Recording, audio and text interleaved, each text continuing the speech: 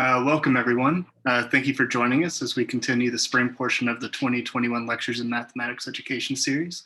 Today's speaker is Dr. Robert Q. Berry III, joining us from the University of Virginia. The Lectures in Mathematics Education series is sponsored by the Herman and Roche Math Initiative and the University of Southern California's Rossier School of Education, with the goal of highlighting important research targeted at improving teacher effectiveness in mathematics.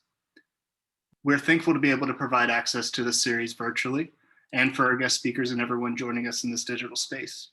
Today, I'm happy to introduce Dr. Berry, who will be giving a talk titled Unpacking the Tensions Between Intentions and Enactment in Mathematics Teaching and Learning. Dr. Berry is the Samuel Braley Gray Professor of Mathematics Education, the Associate Dean of Diversity, Equity, and Inclusion in the School of Education and Human Development at the University of Virginia, and the immediate past president of the National Council of Teachers of Mathematics. Central to Dr. Berry's research are equity issues in mathematics education with four related fields, four related areas: understanding Black children's mathematics experiences, measuring standards-based mathematics teaching practices, unpacking equitable mathematics teaching and learning, and exploring interactions between technology and mathematics education. In all, Dr. Berry has published over 100 articles, book chapters, and proceedings in a variety of outlets, and has given over 200 presentations. Most recently, Dr. Berry co-edited a 2020 book titled High School Mathematics Lessons to Explore, Understand, and Respond to Social Injustice, which focuses on teaching mathematics for social justice. Additionally, Dr. Berry is a two-time recipient of NCTM's Linking Research and Practice Publication Award and received the University of Virginia's All-University Teaching Award in 2011. I'd like to thank everyone again for joining us today. And at this point, I'm pleased to turn it over to Dr. Berry. All right, well, thank you so much, Michael. Let me go ahead and get my screen going here so we can get started. I am so pleased to be here and be able to talk with you again. I'll say this up front. I'm a little informal, so at some point, if you want to ask a question or ask me to restate or push back on some things, feel free to do so, and just use your raise hand function, I believe. But before we get started, I want to acknowledge the Monacan people as the traditional custodians of the land in and around Charlottesville.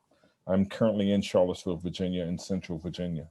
I pay respects to their elders, past and present. My acknowledgement of the Monacan Nation reflects a commitment to a culture of inclusion and respect that begins with those who were here first, whose continued presence is important to our future. I also want to acknowledge the work in the individual lives of the enslaved Black people who built and sustained the everyday life of the University of Virginia. Scholars estimate that at least 5,000 enslaved Black people worked on the grounds of the university, with many in residence, starting with the construction of the lawn in 1817 and lasting through the end of the Civil War in 1865. These acknowledgements are a critical public intervention, a necessary step towards honoring the Monacan people and the enslaved laborers towards enacting the more substantial project of decolonization and reconciliation. To begin with, an acknowledgement shows that context matters. It's important to acknowledge the length to which we act and feel that allows us to effectively communicate. To me, it is a privilege to be in this space and here with all of you today.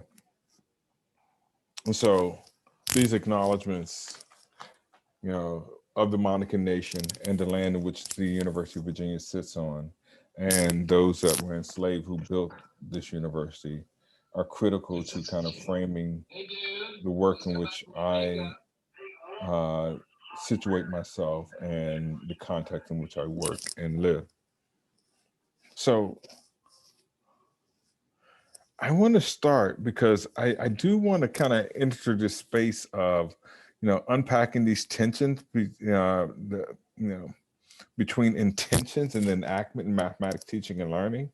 And I want to take a critical race perspective in doing so. And so I leaned in on Derek Bell's work. And,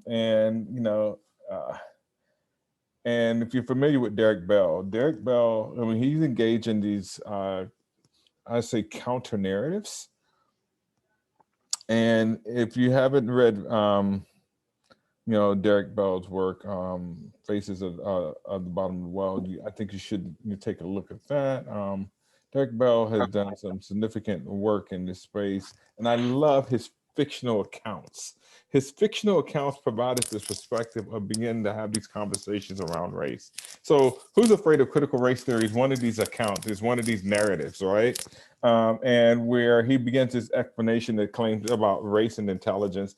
And in the Herrnstein-Murray book, The Bell Curve, some of you may recall that the Bell Curve is talked about this issue of IQ, and particularly it puts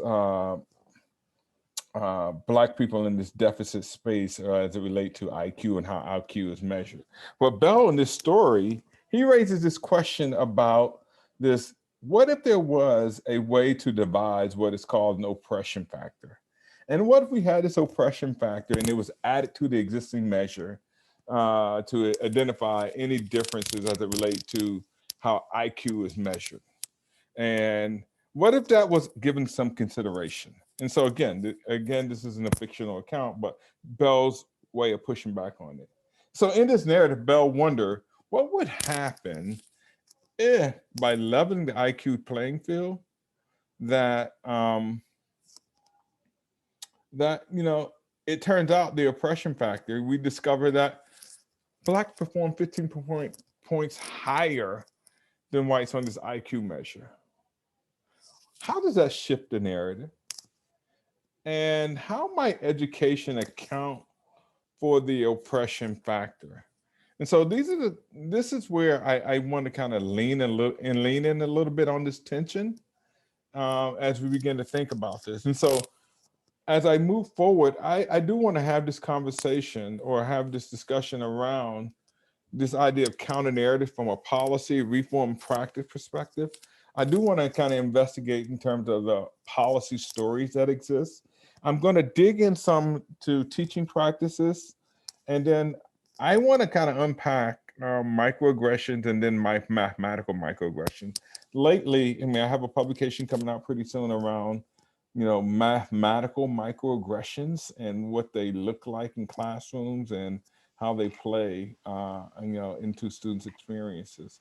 So if you can, leaning in a little bit on Francis Sue's work that he published, Francis being a past president of the Mathematical Association of America. So this idea of tension in enactment. So when, the needs and interests of historically excluded learners have not been met collectively. And I think that's something that we can agree upon as it relates to mathematics, teaching and learning from a mathematics policy perspective. And when we think about reforms and policies, they're often driven by interest convergence and not by understanding or knowing the needs of these learners. And in fact, they receive these benefits, if there are benefits from policies and reform effort, it comes at the expense of something. And so while this proportionality and the conditions of historically excluded learners are a cause of concern, it's important to understand that addressing the needs of these learners may not have been the primary goal of policies and reform in mathematics education. And I want to kind of unpack that a little bit. And so when we think about past policies and reforms, they may come to at the expense and the interest of historically excluded learners by using language that position them and their families as problem centers. And I'm using the term historically excluded learners as a proxy for historically excluded people. And the way the way I will define that is, and I'm going to be overly simplified here. When I say historically excluded, if there has not been a policy or a law or something of that, so historically excluded are people or are policies, laws, or any other kind of derivation that sits within policy or law that that brings people in. And so when you think about, when I say historically excluded, I'm thinking about those laws that have been designed for people. So and policies that have been designed for people, with the idea that might include them, but they may not necessarily have been included. So unpacking reforms and policy. So there are two kind of central questions I'm thinking about with this: is how are problems and solutions defined, and who defines them, and on whose behalf? And so when we think about policy, how are people eligible for policy-driven services seen by those who enact policies? How are those eligible policy-generated services distinguished from those not eligible? How the policies introduce and build biases about policy beneficiaries?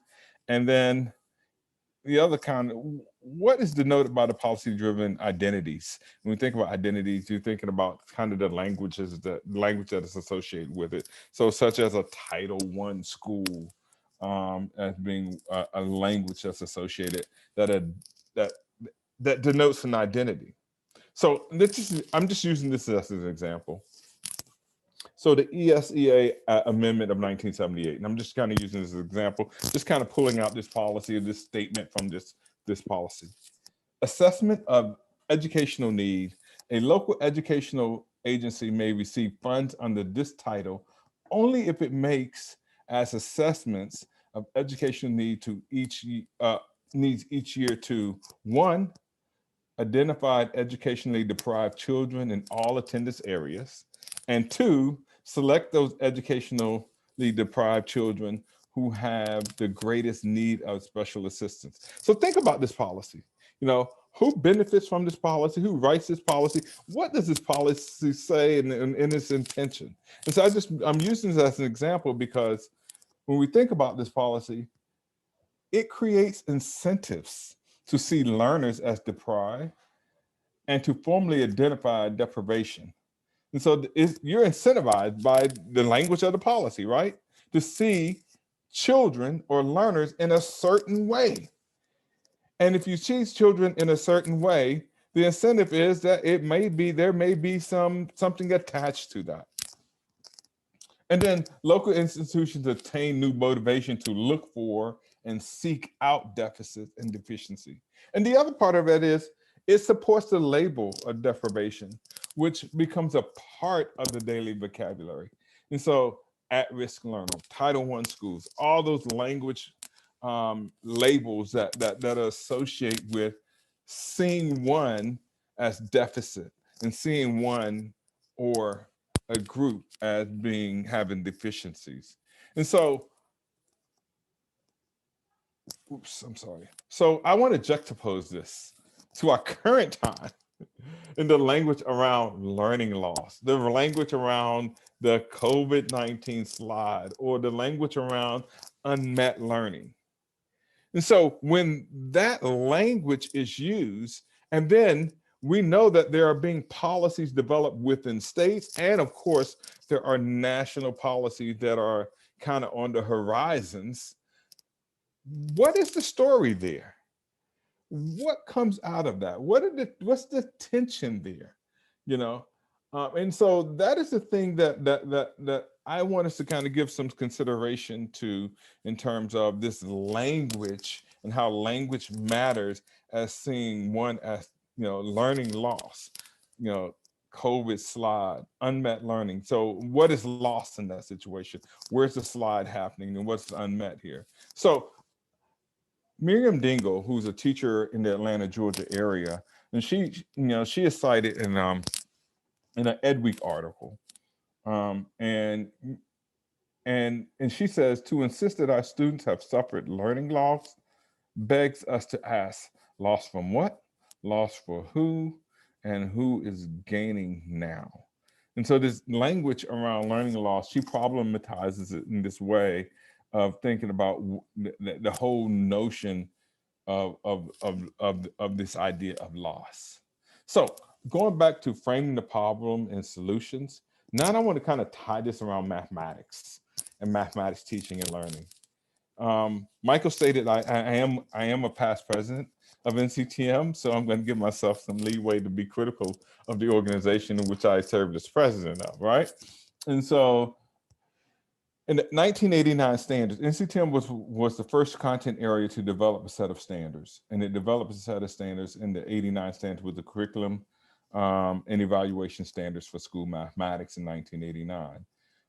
And here's a statement that comes out of the standards, and I should say, from that they developed four reasons for equitable mathematics. It didn't yet have an equity standard or an equity principle that would later come in the NCTM principles and standards for school mathematics in 2000 and therefore and forward. But in 89, the statement was, mathematics has become a critical filter for employment and full participation in our society. We cannot afford to have a majority of our population mathematically illiterate. Equity has become an economic necessity. And so thinking about this framing, how are problems and solution defined? And so equity is defined as connected to economics. Yeah, in this statement, and who defines them and on whose behalf. And so when we think about this, what are the consequences? The consequences of framing that participation in mathematics is on economic participation. And this idea of literacy becomes, or mathematical literacy is tied to the economy. Therefore, we need more people participating in mathematics because of the impact it has on the economy. So whose interests are met based on increased participation? Is it the workers' interests or economic growth, or both? And one could argue either or both in this way. But I want to offer critical lens in framing equity in this way, because too often when we go back to this idea of learning loss and COVID slide and unmet learning, it has this kind of economic national security language that ties around that. And I just want to understand, what is the morality around having that conversation? And that morality, then how do we have a conversation about teaching and learning if it's framed around economics? So story as a framing. So here's a statement. Urban learners are underperforming in mathematics as measured on a standardized test. And what does that mean? We hear the story quite frequently. We hear the statement quite frequently, and how does this play out, in terms of the story? So who's telling the story? How's it being framed? Who benefits from this? And those are the questions I want us to kind of think about. So imagine a caucus of elected officials decide, after vigorous lobbying efforts from constituents, that students living in urban area performance in mathematics constitutes a policy problem. So the underperforming in mathematics is a policy problem. They first must name the problem in need of reform and discern the desired solution that might increase urban learners' performance in mathematics. So if you have this statement, what is the policy problem? And there are a couple of approaches that we might be able to think. It might be access to high quality curriculum. Maybe it's a curriculum problem, if we can frame it that way. It might be access to high quality teaching. It could be urban learners don't see mathematics as important. Urban learners don't see themselves as doers of mathematics.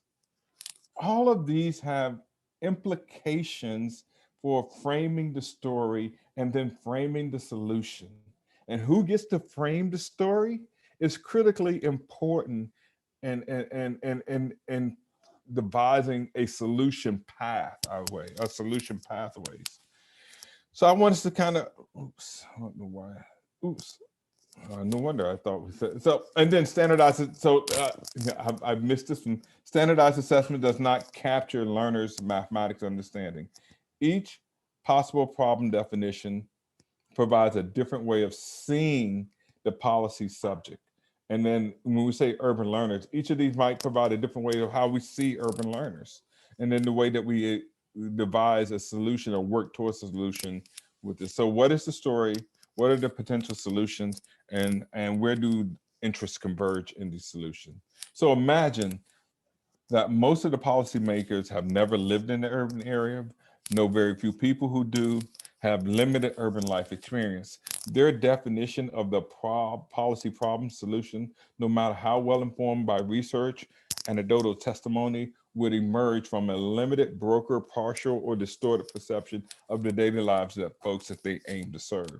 And so this is important because I think this is the story that plays out quite frequently for many learners in school mathematics and more broadly, not only school mathematics, but more broadly, people from different communities. So when policies, practices, and reforms are defined, a problem, they construct a way of seeing. They construct a way of looking and knowing and seeing not only the problem, but who is the problem designed to be solved for. So when we examine patterns of policies, practices, and reform, the language appears to situate historically excluded learners as different from the constructed norm and often ignores them. And language invokes a way of seeing. So I want to kind of tie this back, so we have the policy discussion. Now I want to kind of bring that policy discussion towards kind of more of a classroom kind of discussion as well. And the way I want to do it is use a vignette of myself, right? So as I mentioned earlier, I served as president of NCTM. And so this actually happens to me, kind of abbreviated a vignette of that. So white woman attendee, I gave a keynote address at an event. White woman attendee said, "That was good." Me, I said, "Thank you." White woman attendee, "You speak well and you are smart." I paused. And then I said, "Have a good evening." And so my cause for pause is interesting in this space because, again, language matters here, right? And for me, language matters here because you speak well and you are smart. I took that in some ways as being a microaggression. And when I say a microaggression, I wonder what the expectation was when attending this meeting to hear me give a keynote. So if you're not familiar with the language of microaggression, I just want to give you a quick definition. And I'll give you two. One from Daryl Wing Su, who's kind of one of the foremost experts in this space and has written a lot in this space. He describes microaggressions as brief, commonplace, verbal, behavioral, and environmental indignities, whether intentional or unintentional, which communicate hostile, derogatory, or negative slights and insults to people from historically excluded groups. So I mentioned that you speak well and you are smart. I position that as being a microaggression. In the same way, from Charles Pierce, Dr. Pierce's work, he coined this term microaggression in the 70s. And he coined this term based on his research with Black people to describe the subtle insults and put down that Black people experience regularly that degrades physical health over a lifetime. So he drew the kind of connection between this accumulative effect between hypertension and heart disease as it connects to these microaggressions, these daily subtle and sometimes not so subtle insults and put down. And he made the connection between health and these acts that happen pretty frequently. And he argues that this is cumulative. And this cumulative effect has significant impact on people. So there are three types: micro insults, micro assaults, micro insults, and micro invalidation. Let's kind of go through these three really quickly. Micro assaults they're conscious, they're intentional by the aggressor. They convey negative ideas about a person or group. These are these intentional acts, and they are verbal, they're nonverbal, they can be environmental. So a verbal micro assault might be calling someone a name. And it can be like a racial slur or a sexist slur. Nonverbal could be kind of include behavioral discrimination, sort of like not allowing historically excluded person to join a group. And we can see this happening in classrooms sometimes, quite frequently, where students are assigned to groups or working groups, and some students are excluded from working in a group, and it can be interpreted by the person who's been excluded as possibly an assault because they're excluded for what reason? Am I being excluded because I'm Black? Am I being excluded because I'm a woman? Am I being excluded because of insert the identity? Environmental microassaults can be kind of offensive signs, posters, visual displays. You know, I live in Virginia. I quite frequently see Confederate flags, and I would take that as an environmental microassault. So, you know, have you heard or experienced micro assaults? And one thing that comes up to me when I think about this in schools and classrooms, and particularly in mathematics classroom, one thing as a policy, if tracking occurs in schools, then the tracking might kind of contribute to micro assaults. And so, and I have here an example would be that I've heard is student to student micro assault, where one student's in one math class, another student's in another math class, and the student might say, "You're in the dumb math class." And to me, I would take that as being a micro assault. Whereas micro insults they could be conscious, it could be unconscious. It can be, sometimes the person who is doing the micro insult may not be aware that their comments and behaviors are hurtful. A micro insult is a comment or action that communicates insensitivity towards a person's identity. They're subtle and sometimes not so subtle. So consistently asking the girls to be a note taker for group work. That happens quite frequently in classrooms, and can happen in classrooms. Or student-to-student interaction. "Oh, you won't get it, you won't understand, just copy my work."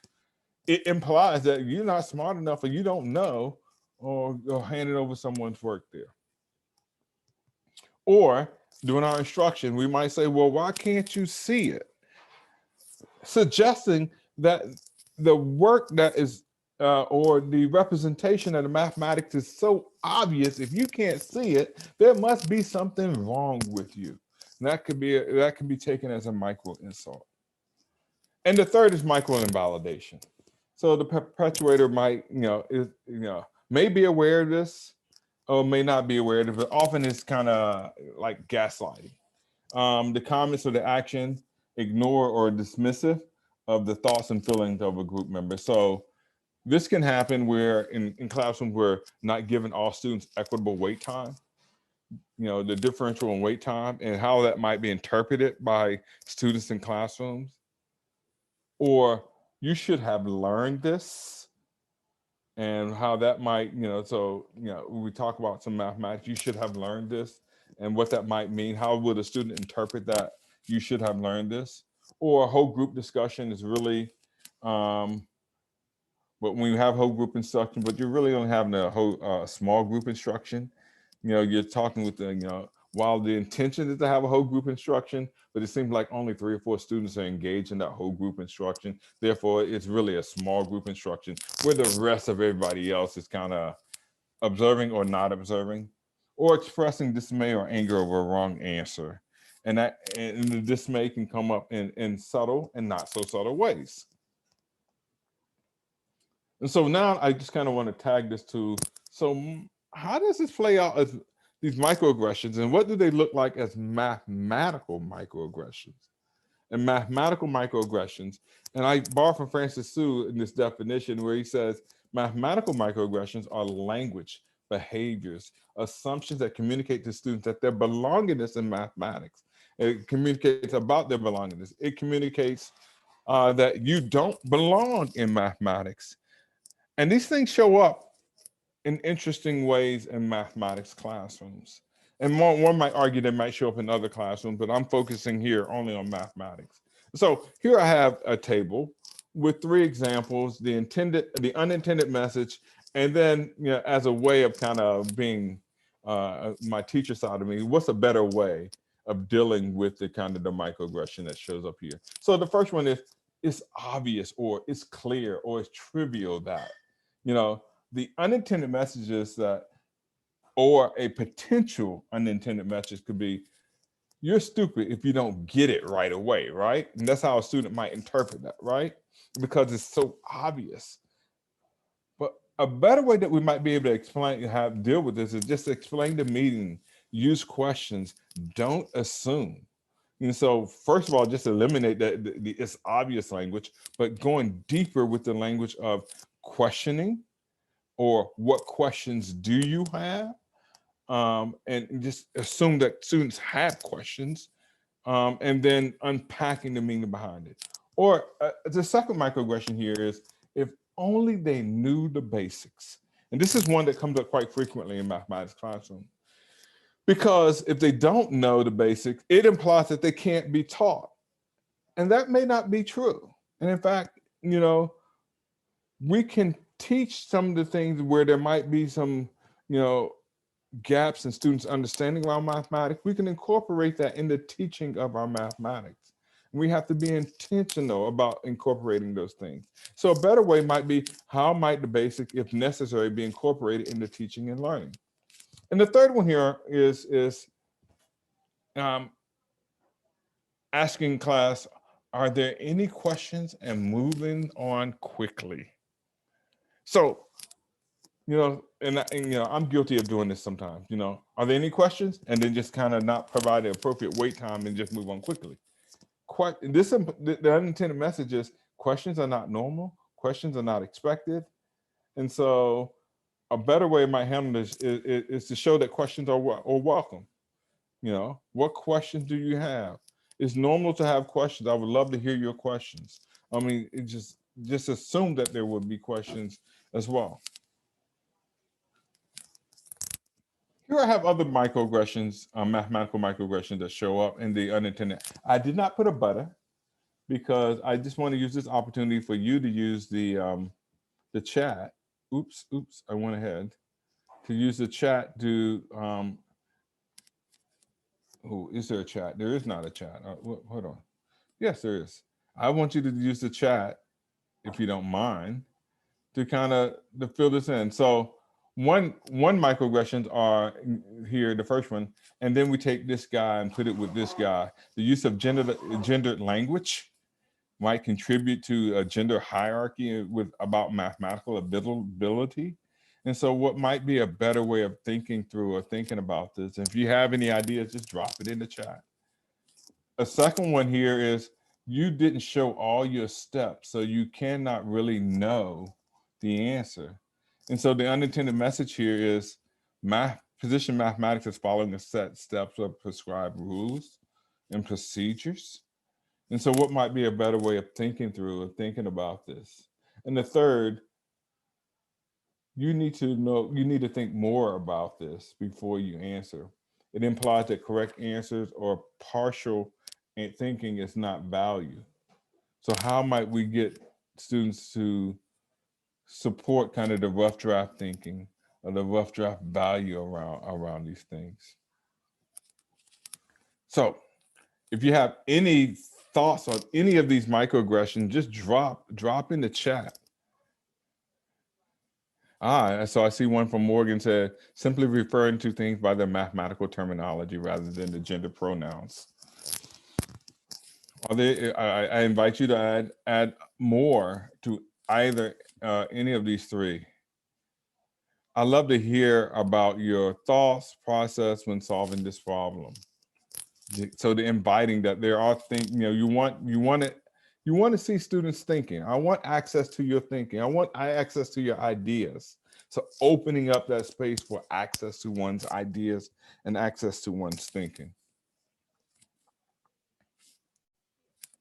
So I'm going to move on because I realize I simply way overplan. So I have others, and I can share the PowerPoint with you with some other microaggressions that kind of show up in this work as well. In here are three here, but I won't go in any detail here as well. So now I want to so I moved from policy to kind of thinking about microaggressions and the intent and the kind of the enactment of that. Now I want to move to teaching practices and how they kind of open up and think about how the intent and the enactment, how they align or may not align. So when we think about mathematics teaching practices, I think we have to understand the strength and the motivation that serve to develop students' identities. And so students' identities are embedded in the work of the daily work of teachers. I think our teaching practices speak towards students' identity in mathematics. And Deborah Ball uses this. Deborah Ball uses this term discretionary spaces, and I'm borrowed from Deborah in this way because she talked about teachers have discretion, and their discretion show up in a couple of ways. I haven't listed them all, but when I'm thinking about this, their discretion show up in the choice of tasks. They show up in the decisions about discourse. They show up in the means of engagement and the ways that they position learners. And so this discretionary space that we as teachers kind of take up in this space. So mathematics, so before I jump into it, I just want to give you a definition of mathematics identity and the definition I'm choosing to use here. So mathematics identity includes a belief about oneself as a learner, mathematics learner, one's perception to have others perceive them as a math learner, and the belief about the nature of mathematics and the engagement in mathematics. And engagement, I think, is important here because it speaks towards how the structures and the practices that happen in classrooms supports engagement in mathematics learning. And I think, as I mentioned earlier, we affirm students' identities through our practices. And so identity affirming influences the ways that students participate in math, that again, through engagement, how they see themselves as doers of mathematics. And sometimes the identities are affirmed through the labels that we use. Again, the seeing part and the labels that we use, the language that matters, smart, gifted, proficient, at risk, on level, on grade level, all of those things can be identity affirming criteria, which then has some impact or potentially could have impact on students' engagement. So I just want to unpack a couple of practices.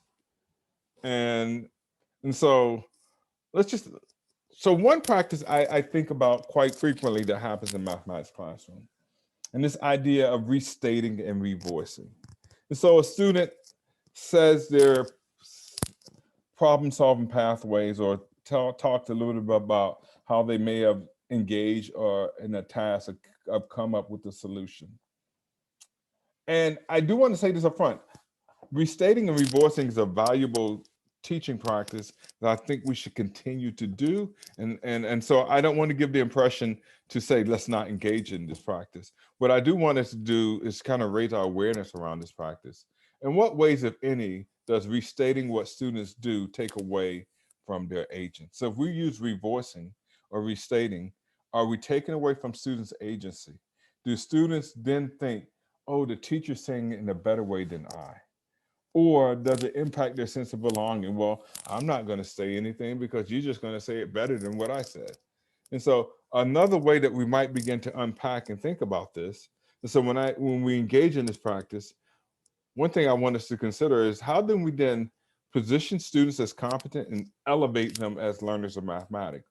So if I'm going to use this practice in my classroom, so the intent, I want to revoice and make sure everyone understands what it is that the student is saying. If I'm going to use this practice, I might say, you know what?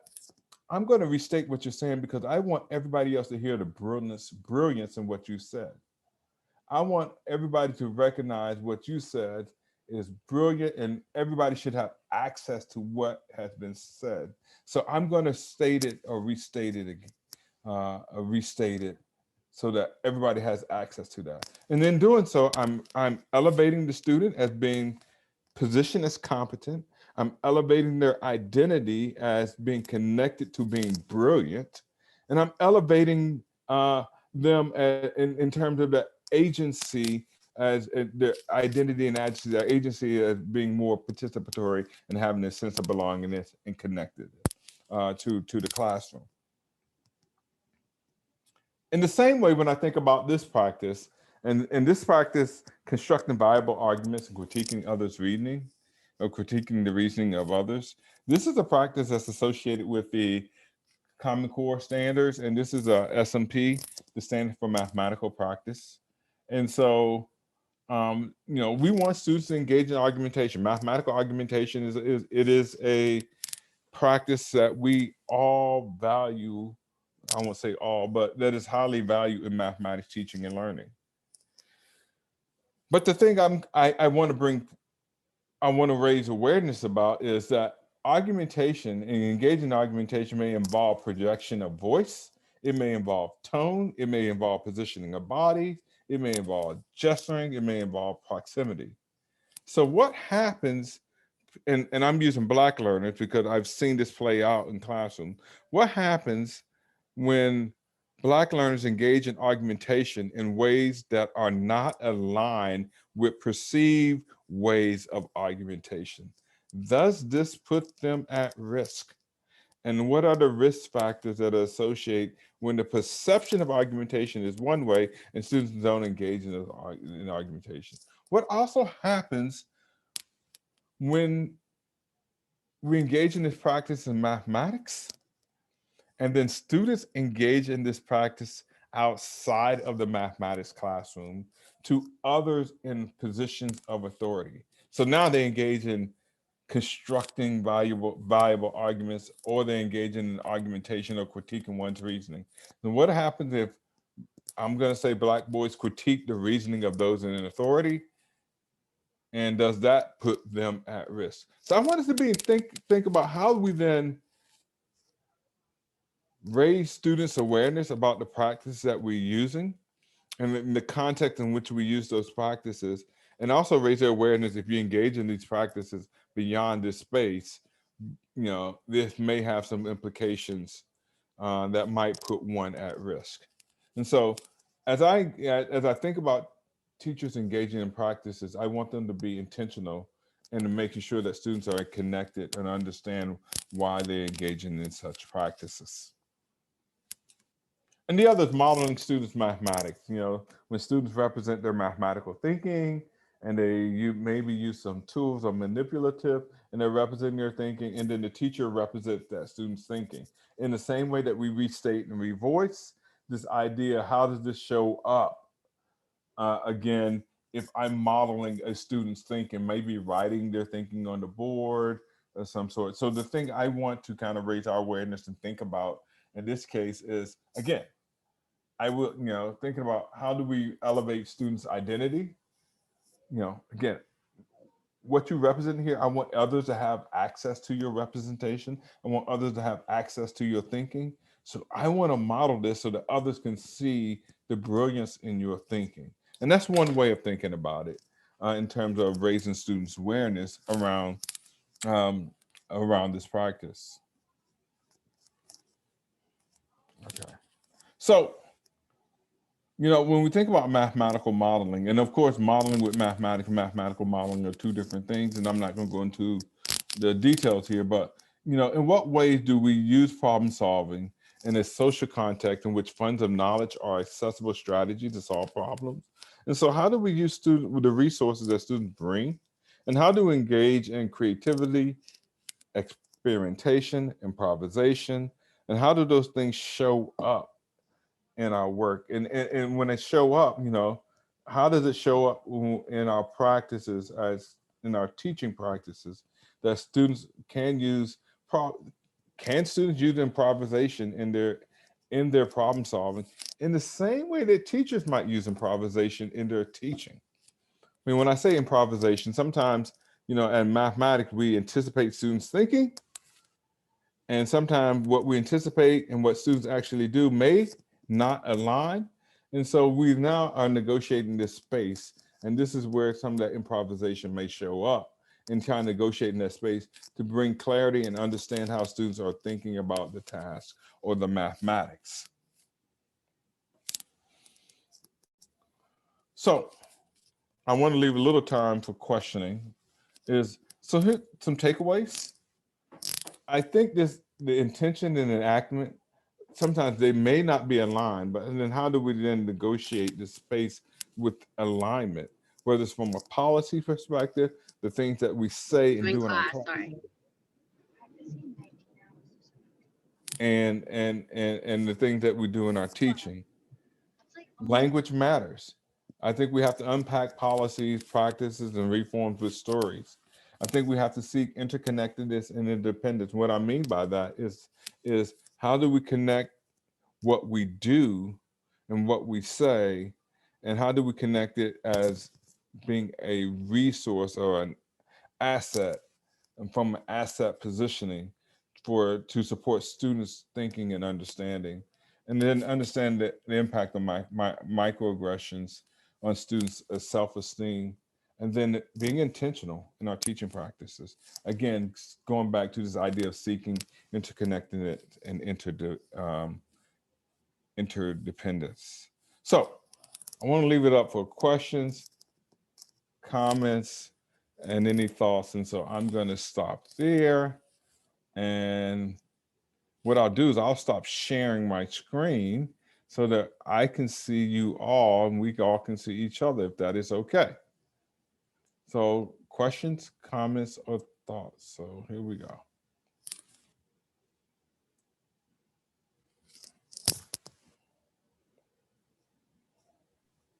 I'll ask a question since, I think in policy circles, I hear a lot right now about addressing COVID-related, as you say, learning loss, and other kinds of terminology. So what, I don't know, what is and I struggle with this. Like, I actually don't particularly care for that term either, but how should we talk about the negative effects of the pandemic on student outcomes, and what are maybe more productive ways to frame that? What do you think? So, I mean, I think there's an asset way of kind of talking about this. So what do students learn? I mean, students have, I think there may be some space where we begin to think about students and families. So one thing that we've learned is that, there are non-educational things that have an impact on students' learning, right? And then, so when we talk about learning loss, have we adequately funded those things? We weren't talking about learning losses in the ways in 2019 or 2018 in a similar way. And those things existed then, as access to, software, internet, hardware, those kinds of things, right? And as supporting one's thinking, but also access to high quality curriculum materials, access to high quality teaching. And we know all of those things matter, right? And so I think it raises what we've been able to highlight is those things matter, right? And then how do we invest in those things? So I think it's a matter of what I'm concerned about is the investment. And the investment might be in wholesale testing and trying to figure out what student, and then targeting wholesalely testing students multiple times in ways to kind of target some things. So I struggle as well, Morgan. How do we label it? If we want to label it, and do we label it as learning loss? And who benefits? So from a policy perspective, who benefits from that language of learning loss? I think there is an economy there, that might be beneficial to use that language, if that makes sense.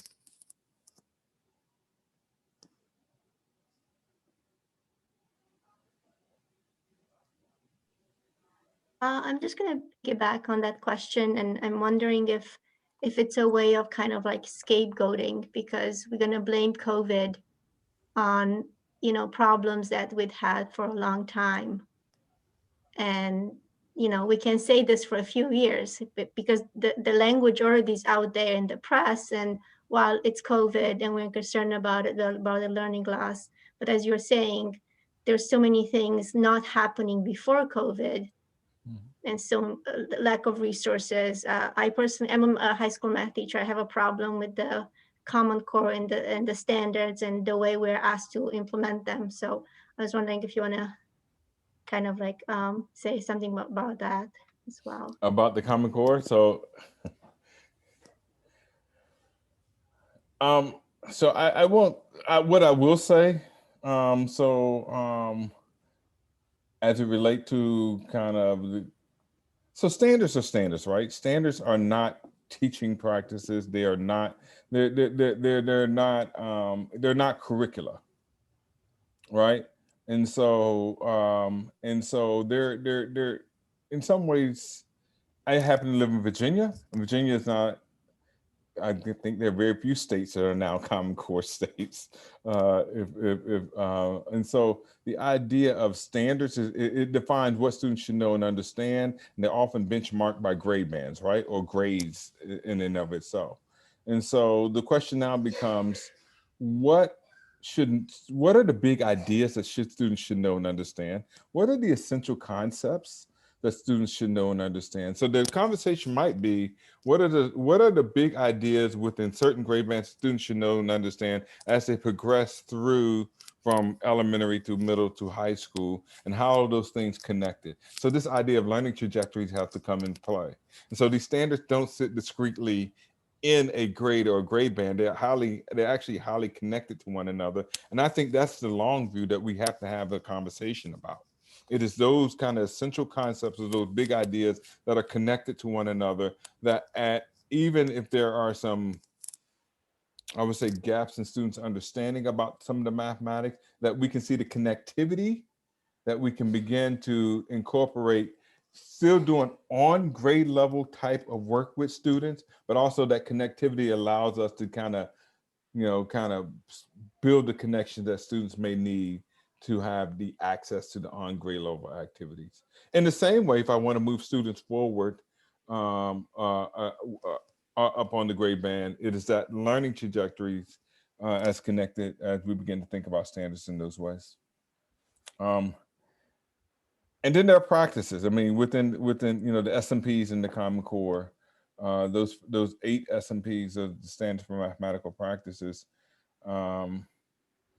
I would say I'm biased because I've served as president of NCTM, and we have the 8 effective teaching practices, and those 8 effective teaching practices are somewhat connected, have some connection to the Common Core SMPs, but not completely overlap. And so the idea of discourse, the idea of task selection, the idea of posing purposeful questions, all of those things are connected. The idea of thinking about the learning targets in mathematics, which then has a connection to standards. I hope I answered your question. Is it Corina?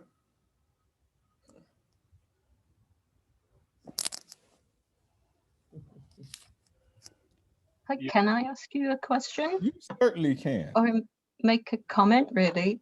When you associate the idea of learning loss with economics, I think that's right. And unfortunately, we tend to see mathematical achievement very much in terms of opening doors to jobs, which is exactly how it works. What I think's happened because of COVID is that a lot of students have begun to ask, why are they learning this kind of maths and what does it do for them? I live in England, I'm here in the north of England now, and we have had huge job losses among young people. And I think they're asking that question. So I think the really big issue that you're talking about when you critique the idea of learning loss is that actually, disadvantaged students have been losing for decades because we've got an imposition of an inappropriate curriculum. And actually now what's happened is that we have a possibility to see that there is a different kind of maths which is useful, because they are asking the question, what is this for? Right. So I think it all needs kind of like more politicization, like as you're saying, that this is about an economics association, which is a wrong association. Mm-hmm. It's what you can buy, not what it gives you. Mm-hmm. So I think learning that language of learning loss comes from a legacy of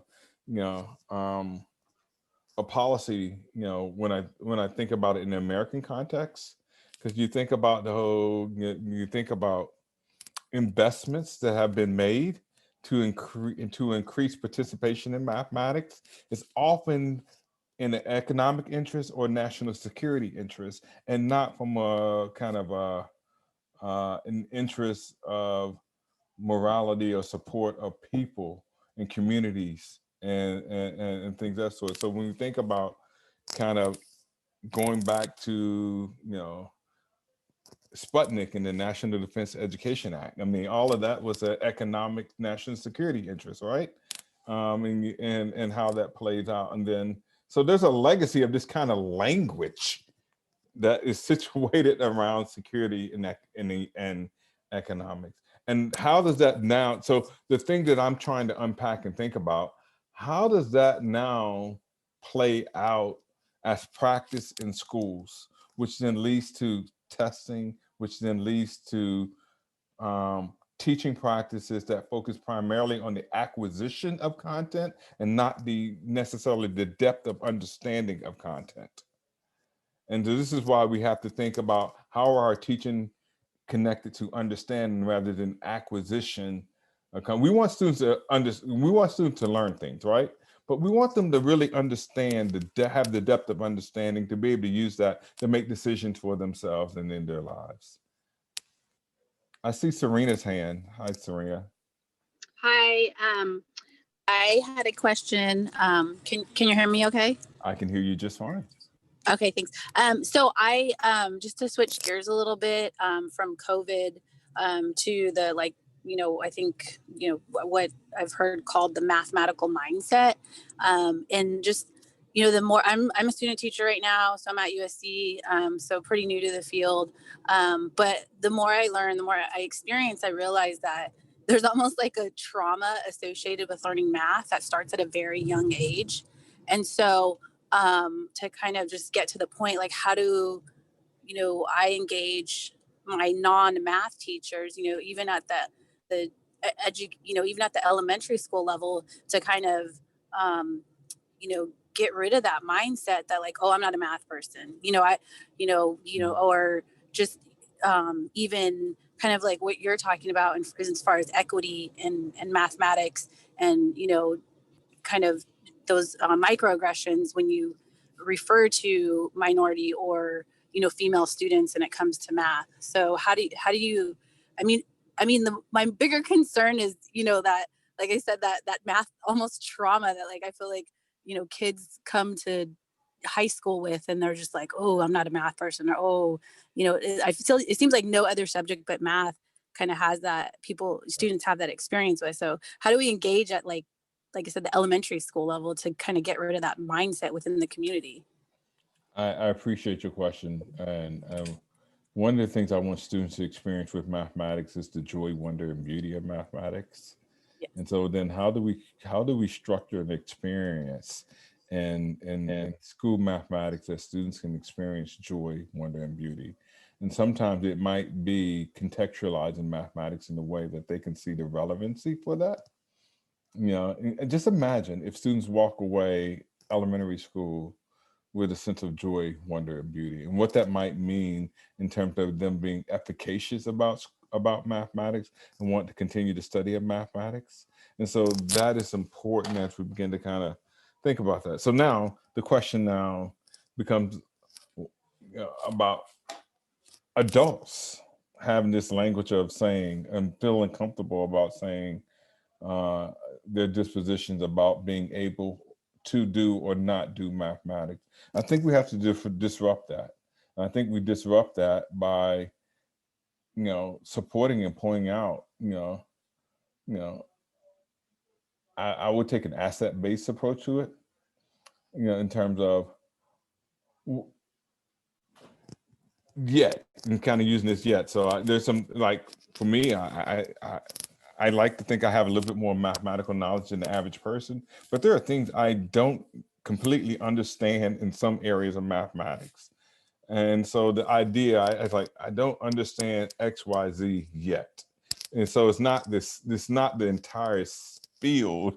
It is that what is the source of my not understanding, and then trying to build, how do I then build experience to support that? I know that's not kind of, a narrow answer to your question, Serena, but it is one that I think many of us grapple with in terms of kind of supporting and thinking about how do we support people in this space around math.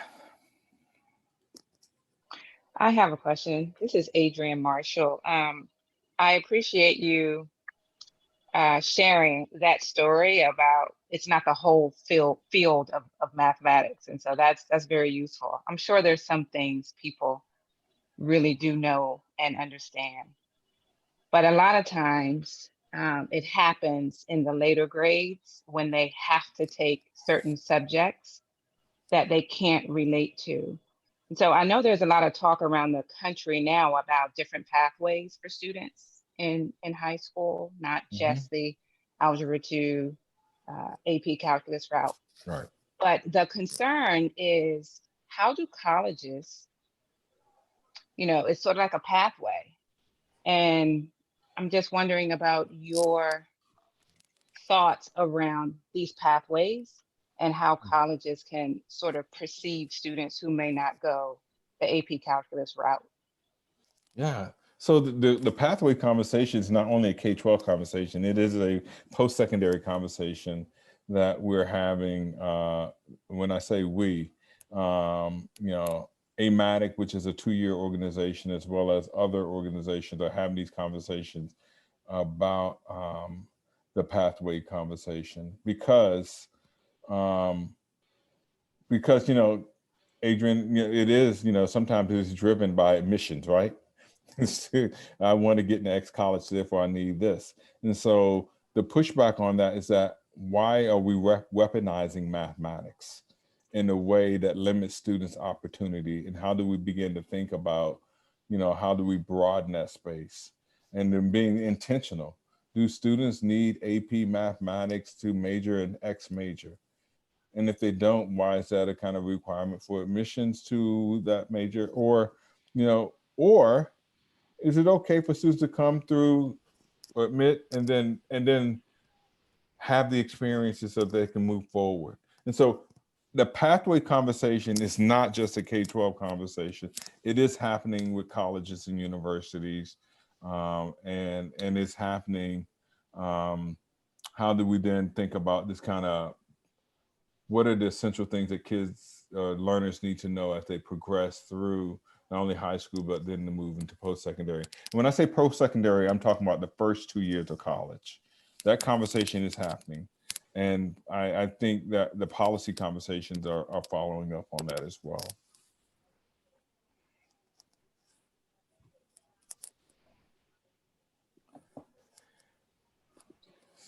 Hi, Robert. You'll notice I also have a Southern accent, but Ah, I live in New York City. But one thing I think I'm hearing from my teachers, because I'm in teacher education, it seems like their students want the purpose, like you say, for why it matters. So if you can embed it like a problem that they can solve, that seems to be something that they kind of hearken to. At least this is what I'm hearing.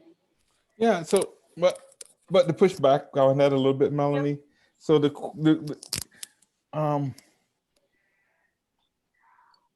and this is going to sound, I'm just going to say it, right? Okay. So when we think about the work of mathematicians, some mathematicians work on a problem their entire life and never solve a problem, right?